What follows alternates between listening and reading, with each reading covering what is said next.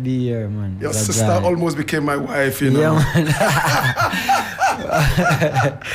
All right, man. So, I mean, from last night, I've been reading about you, and it's most interesting. It looks like you are all over the place. Yeah. I see you with Chronics here. I see you with Tory here. I see you with this person here. It looks like you are so linked, and people are loving your music. Are you part of the revivalists?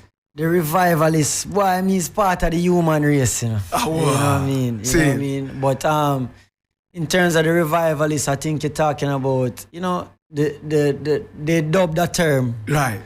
Called a reggae revivalist for all of the new artists that were come out in a reggae. Right. Because they were a set of artists that was doing conscious music at the time. You know what I mean? But what I said to that is that it's a cycle. Right. That always happened. There was a time when the music that was playing on the radio or at the time wasn't really conscious, and then you hear about Bob Marley and Dennis Brown. Then you fast forward a little bit and then you hear about Capitan and Sizzla, Kalonji and Jamieson and Jack Ure and all of these great artists before us, you know what I mean?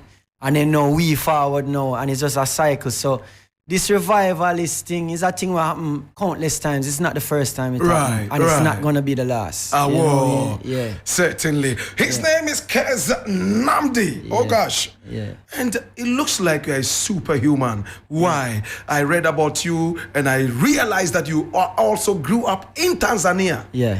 And Ethiopia. Yes, And I asked myself, what kind of a man is this? Yeah. He's in America, he's in Jamaica on the hills of St. Andrew, and then he comes down to Tanzania. Yeah. He is right there in Ethiopia. Yeah, Was man. it intentional? Well, you know, my both parents are Rastafari people.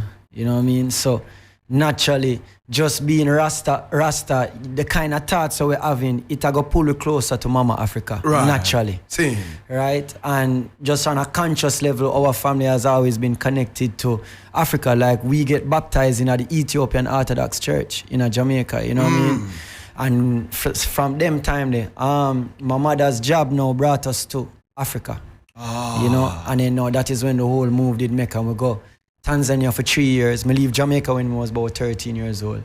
And then we go Tanzania for 3 years. Then we moved to Ethiopia. I do my final 3 years of high school in Ethiopia. So I actually graduated in Ethiopia. Right. And then now from this, so we did have a small football scholarship, and we go over California side for a little bit. And then come back to Jamaica. And What? Yeah, man. So, What? Yeah, man. So what is the major theme of your music? The major theme or theme? Theme, yeah.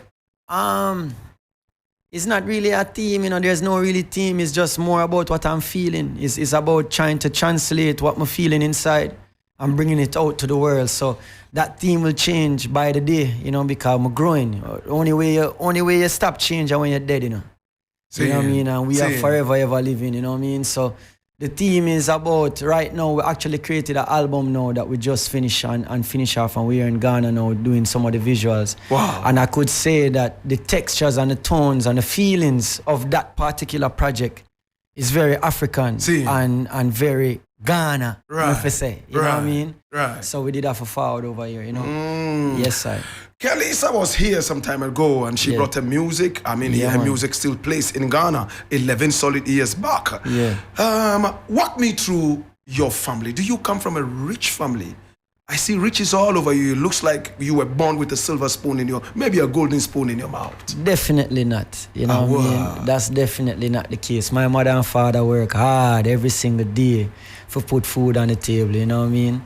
I'm blessed and I'm privileged, you know what I mean? I have a house, I have food on my table, I never go hungry before. You know what I mean? We're just a humble middle class family in Jamaica, really, you know what I mean? And middle class in Jamaica, you know, is a regular upbringing, and it's not no silver spoon thing, you know what I mean?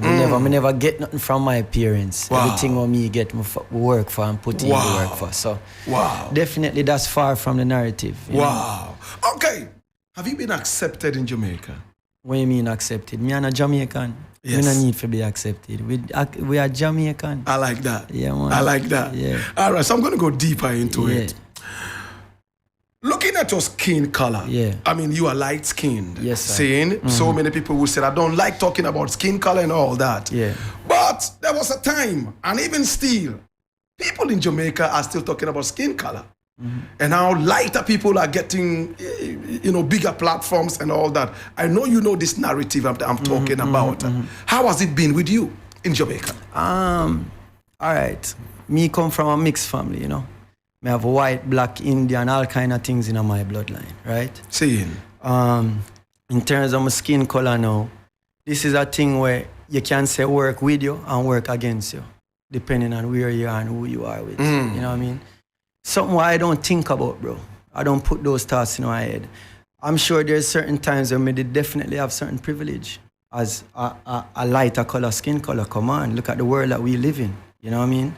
I would be foolish to disagree with that. You know what I mean? Interesting. But it's not something that I think about and try to consciously think about. I don't care about those things. My father grew me up as a Rasta. What? As a Rasta youth who praised the King and hailed King Selassie the first. And King Selassie say, until the color of one man's skin color is no more significant than the color of his eyes. You understand? So we are come from them kind of teachings there. You know what I mean? So, yeah. I see what you mean. Yeah. I see what you mean. Your music. How do people see your music in Jamaica? Has it been accepted? Definitely. Why? Of course. You know what I mean? Look where I am. Look where am I right now. If it wasn't accepted in Jamaica, you wouldn't know about Kenznamdi. You wouldn't know about Kenznamdi music. You know what I mean? This is something where within the peers, my peers, and we're well respected and we respect each other. We're doing great music. We're doing good music, conscious music, high quality music. You know what I mean? So it's a thing where we actually get real reception from our people. When Kenznamdi keeps showing at Jamaica, man, it's a special event. You know what I mean? Interesting. It's not dancehall, it's not hype music. So I wouldn't say that I am in the hype of things. You know what I mean? That's not the kind of music I make. You know what I mean? My music, you have two kind of musician, you know. You have musician who create a fantasy world for you, and it's therapy because you come out of your struggle. Right. You see me? But then you have other kind of musicians who give the real reality in their music. Right. And it still take you and still give therapy. You know what I mean? So me more take that route there. And that route there is never usually the quickest thing for play for DJs. You know what I mean? Because it's not what a 16-year-old or not, you know what I mean, is for a conscious mind. You know, so usually when you reach probably your early 20s, when you start questioning yourself, is when you start to realize who Kenznamdi is. You know what I mean? Interesting. I realize that you have a collaboration with Chronix. Yes, I'm going to be playing that pretty soon. Victory is the title of that one. Yeah. I'm going to be looking at what was the link like. Chronix? Yes. Well, Chronix, I'm a brother. You know what I mean? As you say, you talk about the reggae revivalists. You know what I mean? You can't say him are one of them. You know what I mean? But he was one of the youth them where all of we was performing in the same spaces. Like, we all linked up because we were doing the same thing. So me never know about Chronix, Chronix never know about me.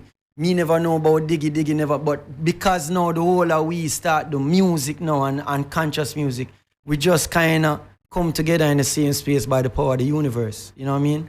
So obviously, naturally, you know, we hear about Chronix hear about we, and we respect one another on a different level. And we link naturally. The first time we link up in I actually meet Chronix for the first time ever meeting him. We record a song named "My Love for You." Wow. Right. Wow. That was the first time we shake him man and say, "Yo, bless up." And we're there in the studio, and by 2 a.m. in the morning we have a tune. That was the first time me and him on the link. You know? And then we link up with Victory, and that song was actually for Jacure. Jacure, oh wow. And we had it kind of penciled out in the studio as a demo. And then I call Jamar Chronix and I say, "Yo, brother, I want you kind of get a demo so when I play it for Cure, I go, you know, love it." What is victorious about Jacure? What is what? Victorious about him. You said that song, Victory, was No, from... at that time, I heard him on the song, singing the chorus at that time. That was about like 5 years ago. You know what I mean? And at that time is when we were, you know, I'm hearing voice, kind of a very special wailing voice. Singing, you know? singing. And then when Jamar come over for demo it now, and him sing it, and him putting him little harmonies and his genius on it, it was very special, you know? And beautiful. when him walk out the studio, him I say, "Yo, if Cure not sing it, left my voice on it, you know, you know, and then it never happened. It never happened that way. And then I call him back and I say, yo, Chronix, are you where I left on it, you know? And him didn't want to sing it over. And I said, no, man, love it, man. So it was actually the demo that did get released. That's actually, that majority of that recording is actually a demo recording. It wasn't even like, we sit down and, you know, but it was special, yeah, man. I'm going to ask you a very controversial question, and please, you may answer or not. King Lagazi here is my very good brethren. I mean, he's my very good brethren. I love him so much. And if King Lagazi had a sister that I liked, and I had to start dating him, my relationship with him would strain up a little bit, kind of by the Ghanaian style. I know you know where I'm going. Did Chronix date your sister Kalisa? Yeah, them man they share a child together. Oh wow. You know, so yeah, man. Wow. So this is link. We know Jamar live with we, you know. You see me? Them man them live with them man there for years upon years, you know. Them man them a brother, you know. Oh, not wow. just like just my brethren as an artist. See, them man they will grow from we just a starting a music. We know one another till now, you know. Are they still together? Yes, I. Oh wow. Yeah, man. Has it strained your relationship, or it's made it even more concrete? Definitely not. Strained. It would be the opposite. You know what I mean? Like we get certain strength from Jamar where, you know what I mean? Where me know as him brother, him boss me in enough way, you know what I mean? Wow. And likewise, the same way, you know what I mean? So, yeah, man. I want to say thank you so much, Kenznamdi. In fact, if I truly mean to speak with you, I need about 5 hours. Yes, sir. Last night, I read about you as if I was going to write a PhD. Oh my God. And from one stage to the other is all very interesting. Yeah. I was going to ask you, what about Junior Gong? Yes, sir. And Stephen Marley inspire you? What about them? Yes. The entire catalog inspired me. Wow. You know what I mean? Those are my heroes when it comes on to music, you know what I mean? Them man, they, growing up at the time, there was not a lot of like Rasta artists that I could relate to a lot growing up, you know. So when Junior Gang as a little uptown youth I come up in the thing and a DJ better than enough of the youth them out there, actually most of the youth them out there, car. Same. Damian Marley is definitely, to me, one of Jamaica's greatest lyricists. You know what I mean? Stephen Marley, you know, for me, is one of Jamaica's greatest producers. Oh, you know what I mean? And songwriters, you know? So Damian and Stephen, you will hear a lot of it in my music because I listen to them so much as a youth coming up, you know what I mean? But the more you listen and the more you hear and actually listen to my music, you will probably definitely hear the differences. You hear the similarities from afar, yeah. But the more close up you get to it, the more differences you will hear. You know. I hear your manager is Eritrean. Is it true? See him there? Oh, that's him? Yeah, man. Ah, wow. Yeah, man. Yeah, man. You didn't choose a Jamaican manager who knows more of reggae and dancehall. Then this must be a really bad man. Yeah, man. I'm tough, man. Ah, wow. Tough, dangerous man. Don't play with him, man.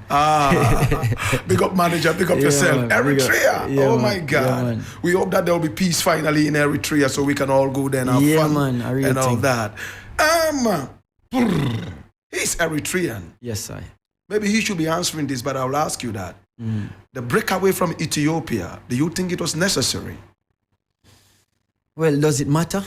Because it happened, don't it? It did. You know what I mean? So it now going to change. I think that's not the question to ask. The question is to ask is really, how can we, all the trauma that went through in that time. Right. And you have to look at the context of things, you know, in Africa at that time, you know. In Africa, you know, every place in Africa was enslaved, you know. You know what I mean? So if you look at the context as Ethiopia as a monarchy, it was really a bunch of kingdoms from the beginning, you know.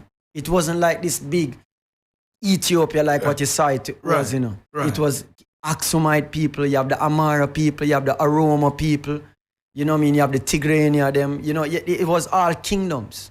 So these kingdoms came together to fight off the Italians because the Italians was trying to come in the country now and take away the Orthodox because it's the only thing that was delegitimizing their Christianity what them a push, because this Christianity was the first. The Ge'ez, the Bible was written in Ge'ez. Right. And this is the Ark of the Covenant, them say they up in Aksum and them places. So that was a big agenda for the Italians. You know what I mean? So the question is how we can really not even just unify that area, but make Africa one thing but a separate thing. Because we still have to respect all of the tribes and the kingdoms that exist within each country, you know. And we still have to respect each country too. But we can function as countries in one country. You know what I mean? And so Ethiopia and Eritrea is just one zoom up of that. You know what I mean? All right. It's complicated, and you have to understand too, you know, me coming from a place from an outer perspective, you know. So I know enough to understand certain things, but I'm not gonna know the fullness. Like even just for being real. In Ethiopia, you know. You remember saying, oh, me love His Majesty dear to my heart, you know. His Majesty, me keep His Majesty words close to me. Give thanks. But you have certain people that fought wars against His Majesty's regime, who are my best friends. And who am I to look at them and say, boy, you know, but this is the world and what them did have to face and the trauma what them have to face. So it's a very complicated, and it can't be just answered in one question. You know, that, as you say, 5 hours that I got to take. Yeah, 5 hours. 5 hours. Yeah, man. Straight up. I'm going to ask the very last one, and if you can, give me a very short answer, I'll be very, very I'll try. Happy. I have a next interview coming up. Yeah. This is a big one. Now, again, I don't like talking about skin colors. For me, like Haile Selassie said, and you quoted rightly, until the color of a man is of no more significance than the color of his eye, there would be war. Have you suffered discrimination in Jamaica because of your skin color? Definitely. Wow. You know, and that happened here in Ghana too. Oh, really? Yeah, man. Whoa. Yeah, man. How? It happened everywhere, bro. It happened everywhere where in different places you would have, or you would have said this now. In Ghana too? It happened everywhere. It happened everywhere. Eye color skin is a thing where you say, ask the question again. Have you suffered discrimination because of your color, the color of your skin in Jamaica? As I think I answered this question already before, and the answer what I give to you is that it worked both ways. You know what I mean? Where you would have a man who say, yo, them man there are just some eye color skin rasta or whatever the case is. But then you have some man where, push him through. You know what I mean? So it depends how you move in the earth, you know. Yo, it no matter what skin color you have, you know, it all go down back to, at the end of the day, the frequency where you're vibrating at. For real. You know what I mean? Yeah. And when you see how me chad in a blood in a Jamestown and me go down in any ghetto in a Jamaica. When my father take me anywhere, he take me all ghetto in a Jamaica. Same way when I chad and I come in a Jamestown by the lighthouse, I walk amongst the people, them, I don't walk like me better than nobody, my lord. You see me? I don't deal with them thing there. You know what I mean? As you see, I have a unique experience growing up, you know, bro. I grew up in a Jamaica, you know, as a Rasta youth, you know. So me more did get discriminated as a Rasta, not because of my skin color. Me did more get discriminated as a Rasta. I couldn't go certain place, certain picnic couldn't come for play over my yard because they must say, well, your parents smoking drugs, you know, you smoking weed, all these kind of things. And how Rastas were perceived at that time were dirty dreadlocks people and low class people. All right. So we got discriminated for that from here. Oh, you hear dirty or this or that. So those were the fights that we did have a fight coming up. It wasn't really a skin color fight. It was more a Rastafari fight. Yeah. Kenznamdi, I'm going to resist any temptation to ask you any more questions. Yes, I. But trust me, man, we need 5 hours. Yes, I. Thank you so much for coming on the show. Yeah, man. I appreciate you. Yeah. Yes, I. Yeah. Producer, what did you say? Somebody says he resembles Jesus. Oh, okay. Yeah, man. When me there in a Monaco, them call me the small Jesus. When me I walk around. Yeah, man, them call me the small Jesus, you know. King Lagaze, how you doing? Yeah, man, we can't forget. We have to big up King Lagaze, you know. Them man, you make sure the link happen and say, Kenznamdi, You cannot leave Ghana without link Black Rasta. For real. You have to link them man. Them man are important Yes, to the movement. And, give thanks. and them man they show me say from a long time you push reggae For music real. and I push the For culture. real. And you have to link with me. I don't know what your time, I know you fly out today, but just make you just drive over them. Come link me on my foot and say make you go and carry me. See. So yeah man, we give thanks. Give for thanks, the linkage. Kenznamdi, for passing through. Yeah, man. And pick up the manager too. Lion Eritrea. Blessed man. Okay, so I've been speaking with Kenznamdi. Next is David Oscar, coming all the way from Germany. Love and respect.